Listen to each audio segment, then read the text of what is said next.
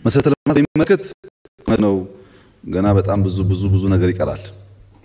ዋግን ሄጄ ነበር እህቴ እንዳለችው ነው። የሚገርም ታሪክ አለ፣ ጀግኖች አሉ። ግን ያሳዝናል፣ አልተሰራም ስራ። እሷ ዘነጋቸው እንጂ እኔ ሲሄድ መብራት የለንም ጨለማንን ብለው ከሌላ ክልል ነው ጄኔሬተር ጭኜ ወሰድኩላቸው። ለ6 ወር 8 ወር አመት አላቅም መብራት የገባው ከሌላ ቦታ ሄዶላቸው።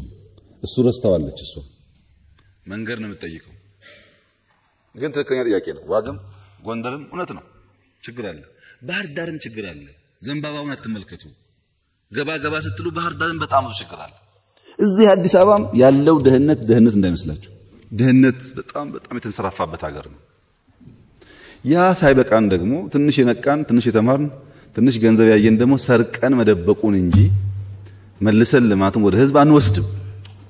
በዚህ ምክንያት ሰዎች ይቸገራሉ። ለነገሩ ሰርተንስ መቼ ታየ ብላችሁ ነው? ጎርጎራ እኮ ኢትዮጵያ ውስጥ የለም። ጎርጎራ እኮ ራሱ ፋሲል ነው። መቼም ልጆቻችሁ እንደሚናገሩ አውቃለሁ። ጎርጎራ ፋሲል ሆኖ ሲሰራ ምን ዋጋ አለው? ጎንደር እኮ ነው የተሰራው ያለው ኦሮሞ አይደለም። ጎንደር እኮ ነው የተሰራው የሚል ሹክቻ ሲመጣ ባለስልጣናት የሚሰራውን ሰውዬ እየጠሩ ማራከስ ሲጀምሩ ገንዘብ ስላጣን ይሄ ነገር ችግር እንዳያመጣብን ብለን ራሱን ለምነን የጎንደርን ሪፕሊካ መስለውን ነገር ባህር ዳር ላይ ስራል። አሁን ጎርጎራ እንዳያልቅ እየያዘ ያለው ማን ነው? ከጎርጎራ በላይ በጀት የተሰጠው አቴንሽን የተሰጠው እኮ የለም። ማን ነው ዕቃ ከፖርት እንዳይሄድ እየከለከለ ያለው? ያለቀ ስራ እኮ ነው ሳይመረቅ ቆሞ ያለው።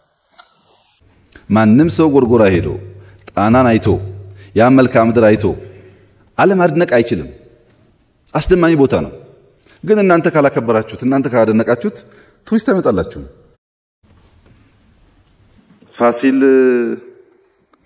እንዴት ቀረ አለች